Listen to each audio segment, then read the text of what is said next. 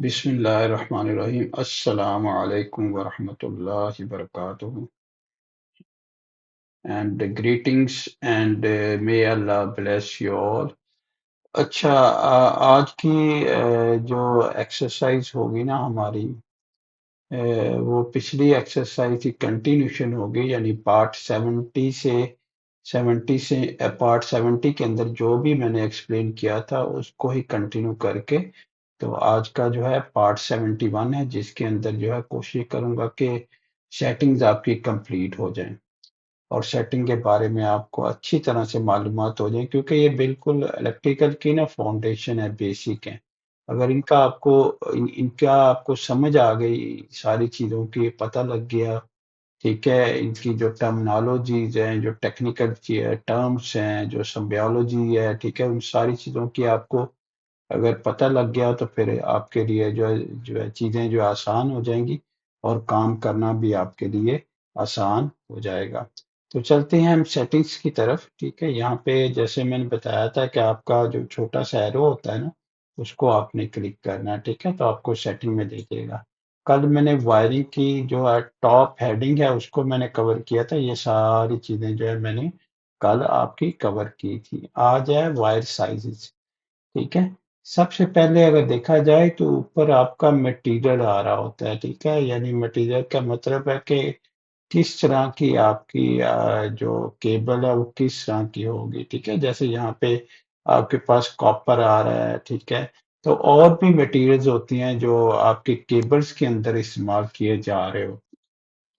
अच्छा, मटेरियल जहाँ तक मटेरियल्स का तल्लुक है ना, मटेरियल मैं मतलब कि आपको बता दूं कि जो केबल के अंदर जो मटेरियल होता है जिसे हम कंडक्टर कहते हैं, उसकी मटेरियल की बात हो रही है। केबल कंडक्टिंग प्राइमरली यूज, यहाँ इसके केबल के अंदर कॉपर या तो इस्तेमाल हो रहा होता है या फिर एल्युमिनियम इस्तेमाल हो रहा होता है फॉर देयर एक्सीलेंट कंडक्टिविटी, क्योंकि ये दोनों मटेरियल जो होती हैं इनकी कंडक्टिविटी जो है वो बहुत अच्छी होती है। मतलब कि जो करंट पास करने का जो रुझान होता है वो बहुत ज़्यादा होता है, यानी इसमें जो इलेक्ट्रॉनिक्स जो फ्लो होता है वो बहुत तेज़ होता है, बहुत आसान होता है। ठीक है, एक्सीलेंट कंडक्टिविटी, फ्लेक्सिबिलिटी, फ्लेक्सिबिलिटी भी इसके अंदर होती है। ठीक है, यानी आप जो है केबल को पकड़ के किसी साइड पे किस तरफ भी मोड़ सकती हैं। एंड कॉस्ट इफेक्टिवनेस, और जो इसका कॉस्ट है वो भी जो है अफेक्ट नहीं करता, यानी बहुत ज्यादा नहीं होता विद कॉपर बीइंग सुपीरियर। लेकिन कॉपर ना की कंडक्टिविटी जो होती है ना, उसमें जो फ्लो होता है वो ज्यादा बेहतर होता है एल्युमिनियम की बनिस्बत। ठीक है, copper being superior but heavier, लेकिन उसका मसला ये होता है कि वो जो केबल होती है, कॉपर वाली केबल होती है, वो हैवियर हो जाती है एल्युमिनियम। लेकिन एज कंपेयर टू एल्युमिनियम की जो केबल होती है वो लाइटर होती है बट लेस कंडक्टिव। लेकिन उसके अंदर मसला ये होता है कि उसके अंदर कंडक्टिविटी जो है ना वो कम होती है। ठीक है, वो उस तरह से जो कंडक्शन जो होती है ना वो उस तरह से नहीं होती जिस तरह कॉपर के अंदर होती है। तो कॉपर बहरहाल बेहतर होता है, लीडिंग टू डिफरेंट एप्लीकेशन। तो इसमें ना leading to different application, other material like आप सिल्वर भी इस्तेमाल कर सकती हैं, आप गोल्ड भी इस्तेमाल कर सकते हैं, and steel are use for specialise need. ठीक है, ये तीनों मटेरियल है ना स्पेशल नीड के लिए आप इस्तेमाल कर रहे होती हैं। ठीक है, ये मतलब कि जाहिर है सिल्वर आपका ज़्यादा कॉस्टली होता है, गोल्ड उससे ज़्यादा कॉस्टली होता है और स्टील भी कॉस्टली होता है। ठीक है, तो ये जो आपके जो मेटल कंडक्टर्स होती हैं, ये वाले सिल्वर, गोल्ड और स्टील थोड़े से जो है कॉस्ट इफेक्टिवनेस यानी कॉस्ट ज़्यादा इनकी होती है। Specialise need such as high frequency performances, इसके अंदर जो फ्रिक्वेंसीज होती है वो हाईज होती हैं, परफॉर्मेंस इनकी बेहतर होती है। कोरेजन रेजिस्टेंस यानी कोरेजन जंग लगने के चांसेस इनको बहुत कम होती हैं।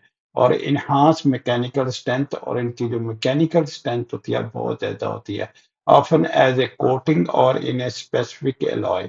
ठीक है, अच्छा, इसमें ये होता है कि कभी कभी आप कॉपर की कंडक्टर इस्तेमाल कर रहे हैं या एल्युमिनियम का कंडक्टर आप इस्तेमाल कर रहे हैं। ठीक है, या स्टील आप इस्तेमाल कर रही हैं या सिल्वर आप इस्तेमाल कर रहे हैं, तो उसके ऊपर गोल्ड की कोटिंग भी की जा सकती है, ठीक है? गोल्ड की कोटिंग भी हो जाती है, ठीक है? यानी इन्हीं मटेरियल की यानी कोटिंग भी होती है, चाहे स्टील की कोटिंग हो, गोल्ड की कोटिंग हो, सिल्वर की कोटिंग हो।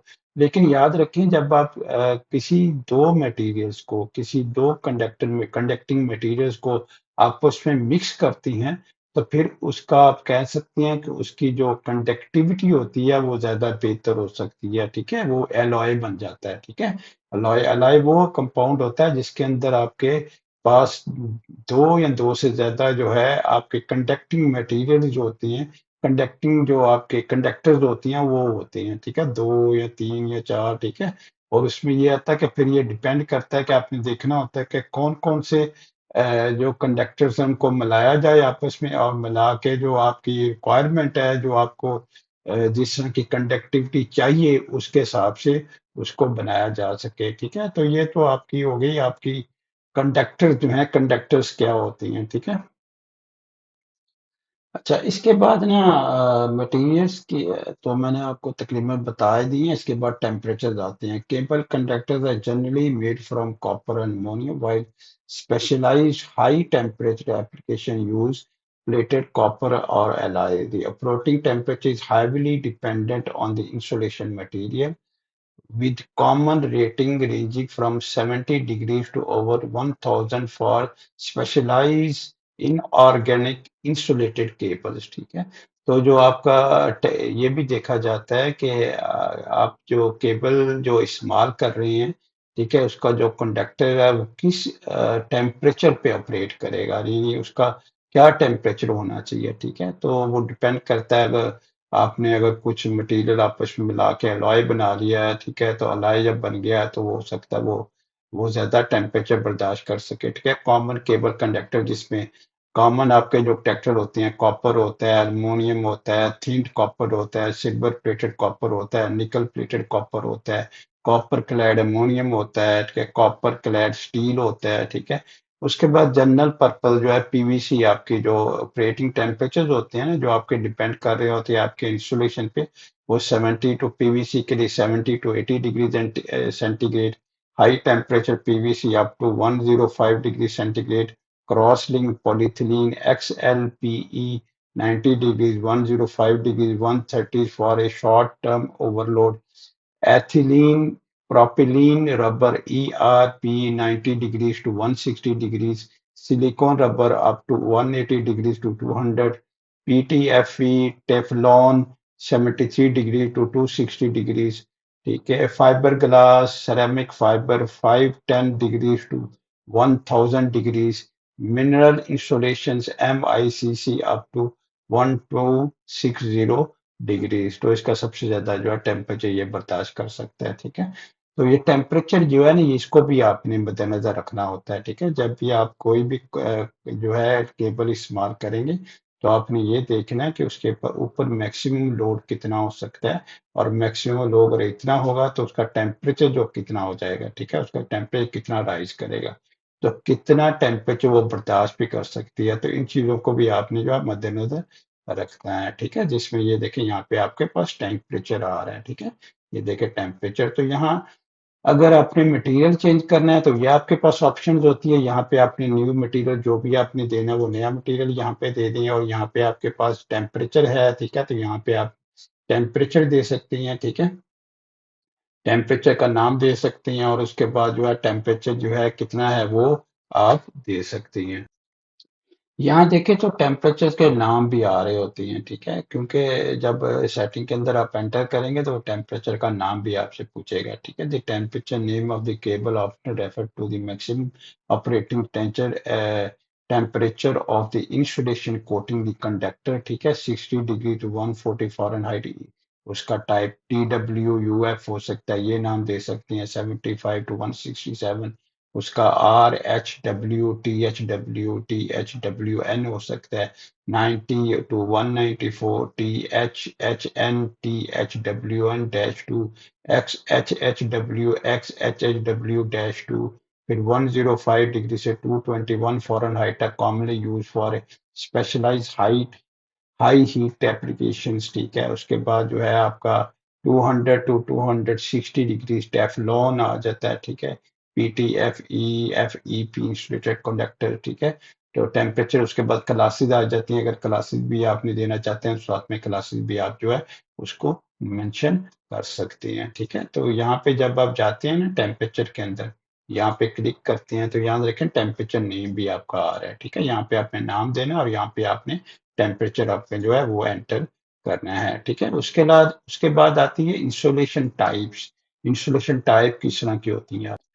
उसके बाद ना आपके जो है केबल की इंस्टॉलेशन टाइप्स आ जाती है, जिसमें पीवीसी टाइप भी होती है, यानी जो केबल होती है ना उसके ऊपर जो प्लास्टिक सा कवर चढ़ा होता है उसको आप इंस्टॉलेशन कहते हैं, ठीक है। पीवीसी, XLP, टेफलॉन और पॉलीथीन, ठीक है। या इसके अलावा जो है THHN, THWN, इस तरह की जो है वो आपकी इंस्टॉलेशन होती हैं। In Revit MEP cable installation type are defined by parameter within the electrical setting then family, allowing you to specify material like PVC, XLP, Teflon or polyethylene or different cable construction. ठीक है। THH and TH affecting properties like temperature rating and can be used for visual representation, color and clash reduction. You manage these in the electrical settings or by editing cable type. ठीक है। उनके अंदर electrical setting के अंदर इनको हम सारी को ना चेंज कर सकती हैं। तो मैं इनका थोड़ा सा ना आपको इनकी शक्लें भी दिखाता हूँ।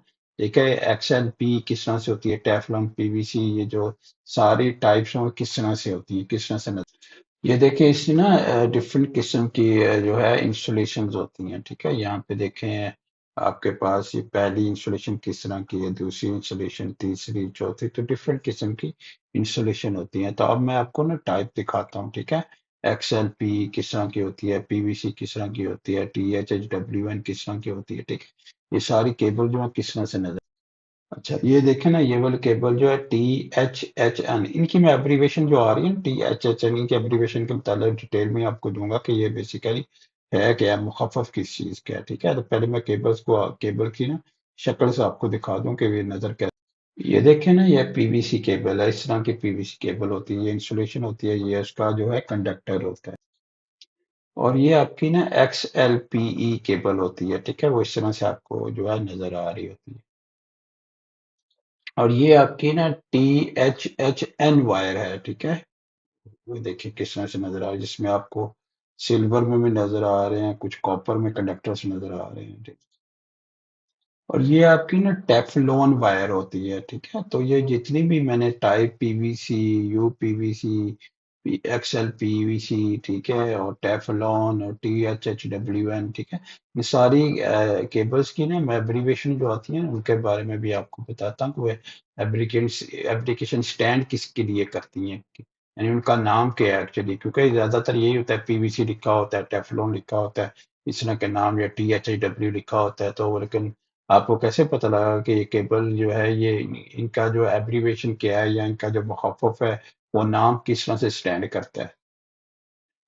तो यहाँ पे देखें THW stand for thermoplastic heat resistant water resistant, यानी थर्मोप्लास टेम्परेचर को भी, हीट को भी रिजिस्ट करती है, वाटर को भी रिजिस्ट करती है, और नायलॉन कोटेड होती है। Type of electrical wire insulation rated for both wet and dry location, ठीक है। आपके जो वेट एरियाज होते हैं, गीले एरियाज होते हैं, उनके अंदर भी इस्तेमाल हो सकती है, और जो आपकी ड्राई खुश्क एरियाज होते हैं उनके अंदर भी इस्तेमाल हो सकती है। Combining THHS heat nylon property with water resistant, making it versatile for various building applications. Often found as a dual rated THHN or THA2 for a even higher heat tolerance 90 degrees in both condition, ठीक है। तो आपके पास ना यहाँ पे देखें आपके THWN stand for thermoplastic, ठीक है। उसके बाद हीट रेजिस्टेंस, वाटर रेजिस्टेंस, यहाँ पे देखें thermoplastic, heat resistant, water resistant और नायलॉन, ठीक है। इसी तरह जो है आपकी ये जो नीचे है इसको इसको भी देखने, ठीक है। टी आपका स्टैंड करता है थर्मोप्लास्टिक इंसुलेशन, ठीक है। एच आपका स्टैंड करता है हीट रेजिस्टेंस, ठीक है। और उसके बाद डब्ल्यू आपका स्टैंड करता है, ठीक है, वाटर रेजिस्टेंस, एन आपका नायलॉन के लिए, ठीक है।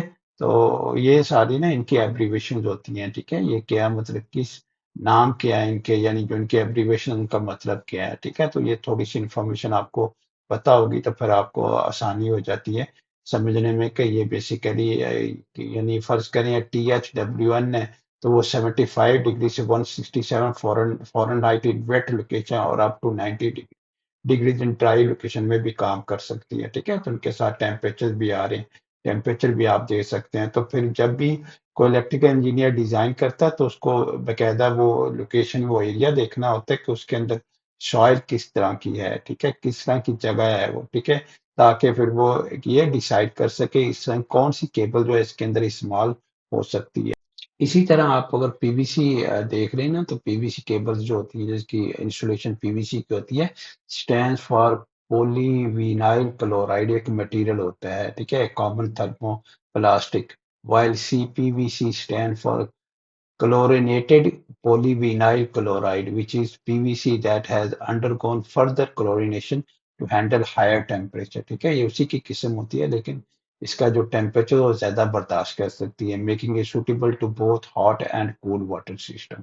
ठीक है, तो ये आपको तकरीबन मैंने मैक्सिमम जितनी भी केबल्स अवेलेबल हैं, ठीक है, मार्केट के अंदर, ठीक है, उनके तमाम केबल के मतलब मैंने एब्रीवेशन के मतलब भी आपको बता दिया, टेम्परेचर के मतलब भी बता दिया, इंसुलेशन के मतलब भी बता दिया आपको, ठीक है। तो आपको बड़ी अच्छी तरह से आप आइडिया हो जाएगा, ठीक है, और चीजें आपके लिए ना आसान हो जाएगी करनी। चलिए, अब आ जाती है आपकी एमपीसीटी, ठीक है। एमपीसीटी क्या है, ठीक है, यहाँ पे देखें ना, न्यू एमपीसीटी, डिलीट एमपीसीटी, ये आपकी एमपीसीटी आ रही है, ठीक है। तो एमपीसीटी के बारे में भी जो हमें पता होना चाहिए, ठीक है।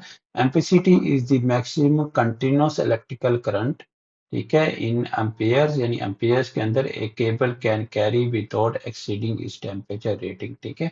यानी कोई भी केबल जो होती है उसके अंदर जो एम्पियर जो करंट फ्लो कर रही होती है उस केबल्स के अंदर, ठीक है, अगर वो अपने जो है आखिरी टेम्परेचर हद को अबूर नहीं करती तो वो इसकी एम्पिसिटी कहलाती है। डिटरमिन्ड बाय इंसुलेशन, इंसुलेशन और इंस्टॉलेशन कंडीशन भी जो है उसको भी मद्देनजर रखा जाता है, to prevent overheating, insulation damage and fire hazard.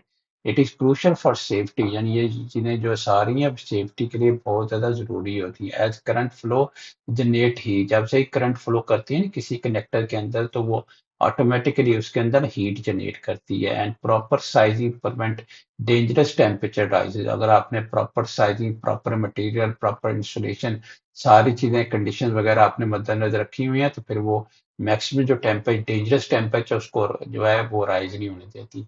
With factors like conductor sizes, material, ambient temperature and building affecting the final rating। की फैक्टर इन्फ्लुएंसिंग एमपीसीटी, जो एमपीसीटी को जो मुतासर करते हैं कॉन्टेक्ट, जो कंडक्टर का मटेरियल एंड साइज होता है, ठीक है, इंसुलेशन टाइप होती है, एम्बियंट टेम्परेचर होता है, इंसुलेशन कंडीशन होती है, ठीक है। क्यों, इसलिए कि ये मैटर करती है क्योंकि सेफ्टी को मद्देनजर रखना होता है, एफिशिएंसी को मद्देनजर रखना होता है, कंप्लायंस को मद्देनजर रखना होता है आपने, ठीक है।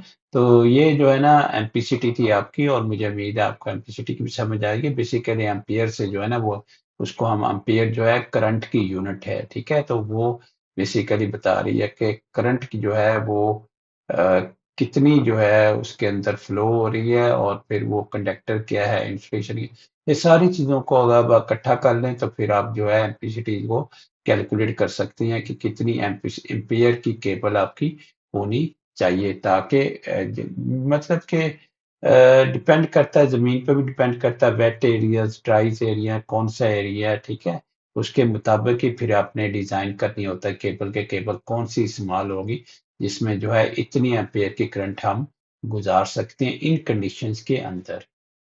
तो यहाँ पे देखें, यहाँ पे रेविट के अंदर ना आपके पास न्यू एम्पलीसिटी आपने डिफाइन करनी है, तो न्यू एम्पलीसिटी एम्पलीसिटी आप डिफाइन करें, कितने एम्पेयर्स आपके होंगे, वायर की साइज क्या होगी, डायमीटर उसका क्या होगा, वो दे सकते हैं। अगर आपकी ऑलरेडी कोई डिफाइन हुई है आपने डिलीट करनी है तो वो यहाँ से जाके आप डिलीट कर सकते हैं, ठीक है। तो आपका ये सेक्शन हो गया, ठीक है।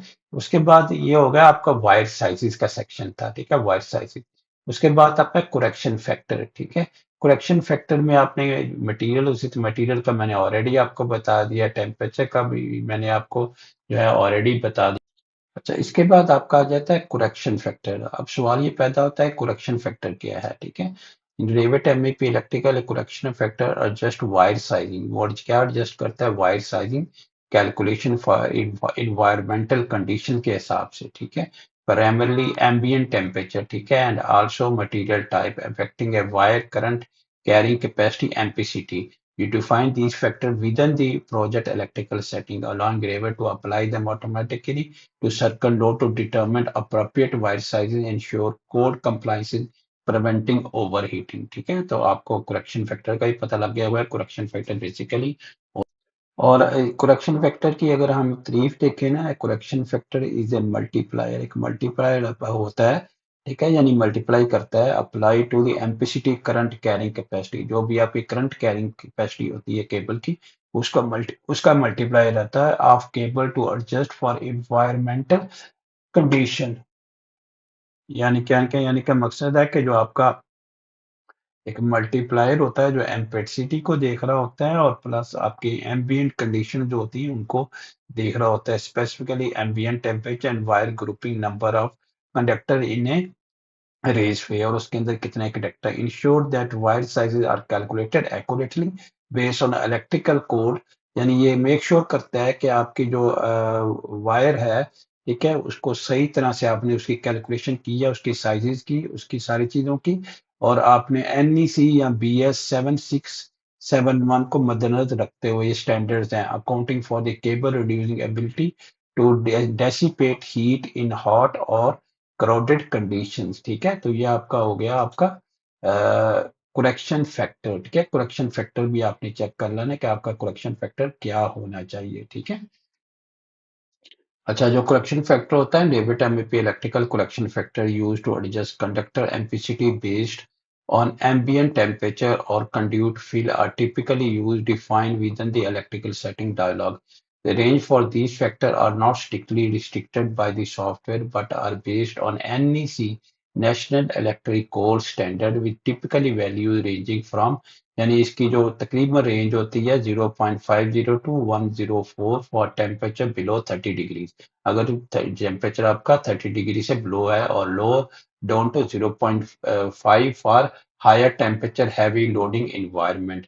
Typical range for electrical correction factor is Revit ambient temperature correction heat environment, ठीक है, तो ये सारी जितनी भी तफसीलात आपकी जो है ना दी होती है, इनको कंसीडर करके आपने जो है वो अपना जो करेक्शन फैक्टर है उसको वो उधर आपने देना है, ठीक है, तो ये आपका करेक्शन फैक्टर हो गया.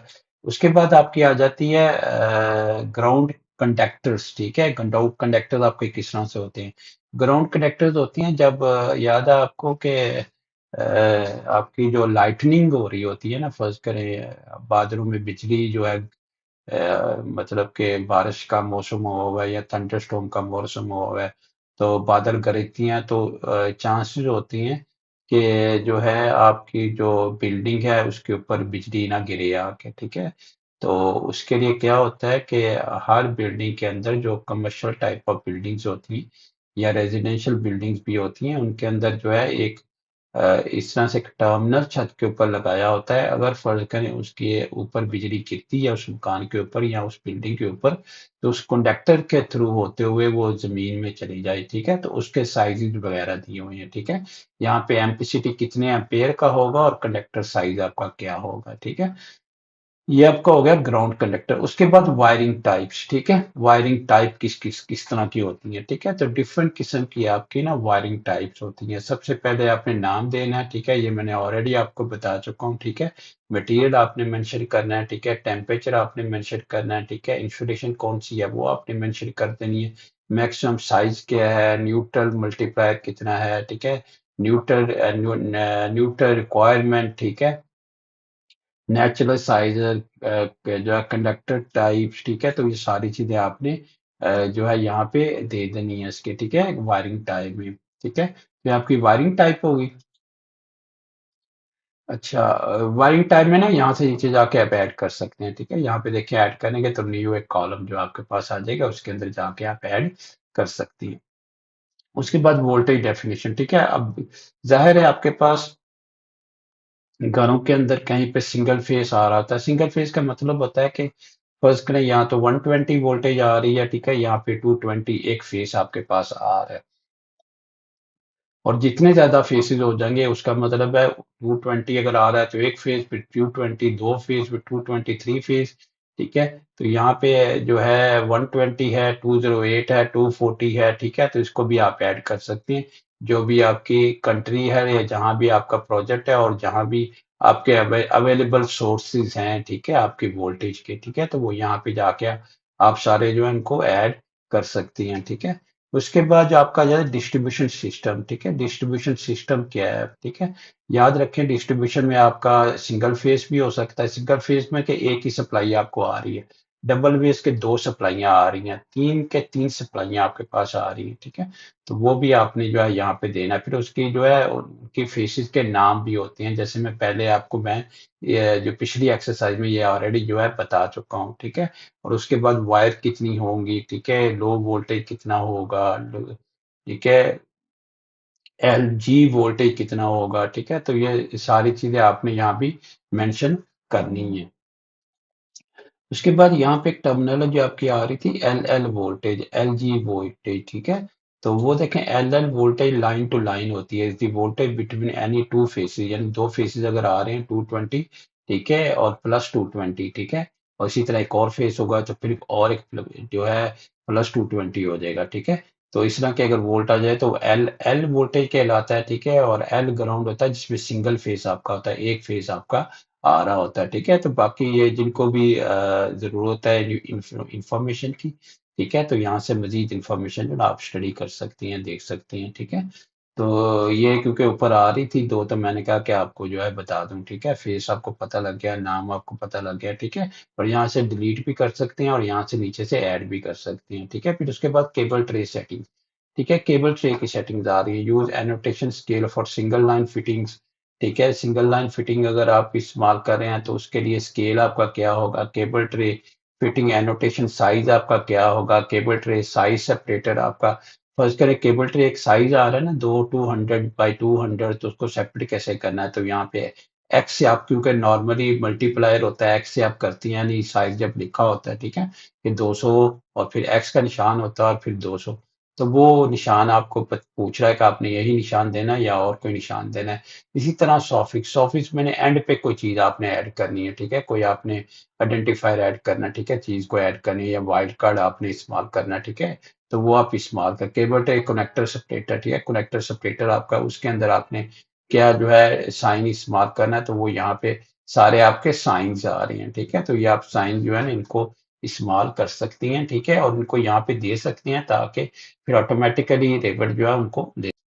अच्छा, यहाँ पे ना एक टर्म डाली थी, use annotation scale for single line fitting. ठीक है, बेसिकली जो एनोटेशन स्केल होता है ना, वो आपका जो लेवल ऑफ डिटेल होता है ना, जो रेविट पे बिल्कुल एंड पे आपका आ रहा होता है। ठीक है, मतलब कि जो use annotation scale for single line fitting in Revit MAP enable use annotation scale for single line fitting. ठीक है, अगर आपने ये वाला इसको चेक किया हुआ है ना, तो फिर इससे क्या होगा, इसके जो आपका ऑटोमेटिकली जो है वो जब कोर्स से आप डिटेल में जाएंगे तो ऑटोमेटिकली वो आपको दिखाएगा। In the mechanical setting under system tab ensure your fitting families have their model symbolic lines set to use annotation scale which make their sizes automatically adjust with the view annotation scale in course detail views rather than using a fix size define in the mechanical setting. ठीक है, तो course detail आपका क्या होता है, मैं आपको थोड़ा सा उसके बारे में भी बताता हूँ। देखें, जैसे ना आपके पास फर्ज करें आपने ये वाला इस तरह से आपने स्केच बनाया था, जैसे प्लेस होल्डर आप मार्क करती हैं ना, बनाते हैं। ठीक है, तो उसके बाद अगर कोर्स यहाँ पे जाके आप लेवल ऑफ डिटेल को चेंज करेंगे तो फिर आपको ऑटोमेटिकली इस तरह से नजर आएगा। तो ठीक है, तो ये जो ऑप्शन है इसको आपने चेक कर रखना है। ठीक है, इसको जो आपने चेक रखना है इस ऑप्शन को, मतलब यहाँ पे आपने जाना है। ठीक है, और यहाँ पे जाके आपने केबल ट्रे सेटिंग के अंदर ये वाली जो ऑप्शन है यूज एनोटेशन स्केलिंग, इसको आपने चेक रखना है। इसी तरह जहां भी एनोटेशन आपकी आ रही है, ठीक है, वो आप देख लें किस तरह से आपको चाहिए। ठीक है, किस तरह से आपने कनेक्ट करनी है, यानी किस तरह से आपने उसको विजुअलाइज कर। उसके बाद आपकी ना cable tray fitting annotation size है। ठीक है, तो फिटिंग एनोटेशन साइज का नीचे में देखें, Revit MEP cable tray fitting annotation size are control by electrical settings MEPAT setting, cable tray setting, size for standard size and specific parameters like cable tray, fitting annotation size. Cable tray size is separated and cable tray size is sufficient for single line views. Line customization of how sizes, for example, 30 into 5 inch and symbol EGX appear, but state run dimension often need tag और detail due to system family limitations ठीक है तो आपने ये भी ख्याल रखना है कि आप जो है किस तरह से जो है आपकी जो केबल ट्रे आपका केबल ट्रे फिटिंग एनोटेशन आपकी आ रही है ना वो किस तरह से आपने जो है रखनी है ठीक है तो वो यहाँ से जाके आप देख सकते हैं जिसमें ये बता रहा है कि केबल ट्री जो आपकी जो एनोटेशन साइज है ना एनोटेशन साइजिंग है आपकी ठीक है वो आप मतलब कि जैसे फॉर एग्जांपल 30/5 लिखा हुआ है 30/5 लिखा है एंड सिंबल EGX लिखा हुआ है ठीक है तो इस तरह से आपने मतलब इसको बड़ा रखना है कम रखना है छोटा करना है क्या साइज रखना है इसका ठीक है तो वो साइज आप कंट्रोल कर सकते हैं यहाँ पे बेसिकली आप साइज दे सकती हैं ठीक है फर्स्ट के साइज आपने चेंज कर दिया फिर उसके बाद आपका एक्स भी आ जाता है एक्स बड़ा रखना छोटा रखना ठीक है वो भी चेंज कर सकते हैं इसी तरह बाकी सॉफिस में होता है सॉफिस का मतलब ये होता है कि आखिर पे कुछ चीज आपने ऐड करनी है फर्ज करें एक साइज था 30/5 ठीक है और उसके बाद आपने कोई चीज ऐड करनी है तो वो जो है आप लिख सकते हैं तो ऑटोमेटिकली वो भी ऐड हो जाए करेगा ठीक है तो ये थी आपकी जो है वायरिंग ठीक है वायरिंग इसके बाद राइज ड्रॉप है single line symbology to line symbology ठीक है तो इस तरह से ये सारी चीजें मैं कवर करूंगा ताकि आपको अच्छी तरह से आइडिया हो अच्छी तरह से चीज़ों के बारे में जो है मालूमात मिल जाए इंफॉर्मेशन मिल जाए और फिर आपके लिए जो आपका काम है ना वो आसान हो सके ठीक है तो आज के लिए इतना ही काफ़ी है बहुत ज़्यादा लेक्चर को लंबा नहीं करते अगर बहुत ज़्यादा लंबा हो गया तो फिर जो है मतलब कि सुनना या इतना टाइम देना मुश्किल हो जाती है ठीक है तो चीज़ें आसान करने की कोशिश करता हूँ आपके लिए कि आसान हो और चीज़ों की आपको समझ भी हो और पूरी कोशिश करता हूँ ईमानदारी से कि जो है इसको हर चीज़ को एक्सप्लेन भी करूँ और सिंपल भी बनाऊँ, ठीक है? ताकि आपके आप जब उनको मेरी वीडियोज़ को देखें तो आपको चीज़ों की समझ भी आए, ठीक है? तो अपना ख़्याल रखिएगा इंशाअल्लाह, ठीक है? अगली वीडियो में मुलाकात होती है, ठीक है? अल्लाह हाफ़िज़, अस्सलाम वालेकुम व रहमतुल्लाहि व बरकातुहू।